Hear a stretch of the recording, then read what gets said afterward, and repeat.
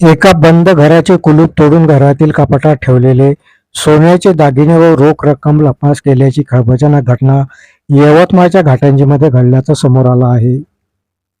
घाटंजीच्या पानपट्टीवार लेआउटमध्ये ही घटना घडली. घाटंजी तहसीलमध्ये तलाठी पदावर कार्यरत असलेले राजू खुशालराव मानकर यांचं घर हे पानपट्टीवार लेआउटमध्ये आहे.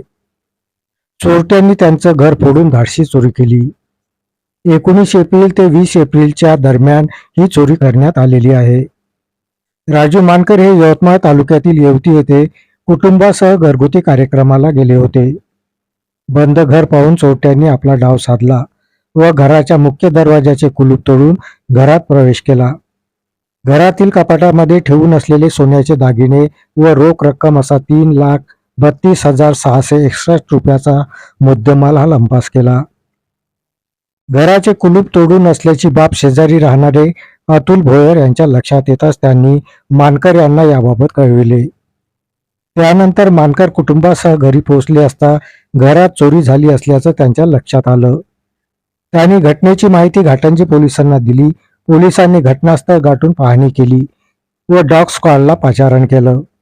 मात्र डॉग स्क्वॉडकडून चोरट्याचा सुगावा लागू शकला नाही. पोलिसांनी अज्ञात चोरट्याविरुद्ध गुन्हा दाखल केला व घटनेचा पुढील तपास हा जारी केला आहे. संजय ढवळे, प्रतिनिधी GTV न्यूज मराठी.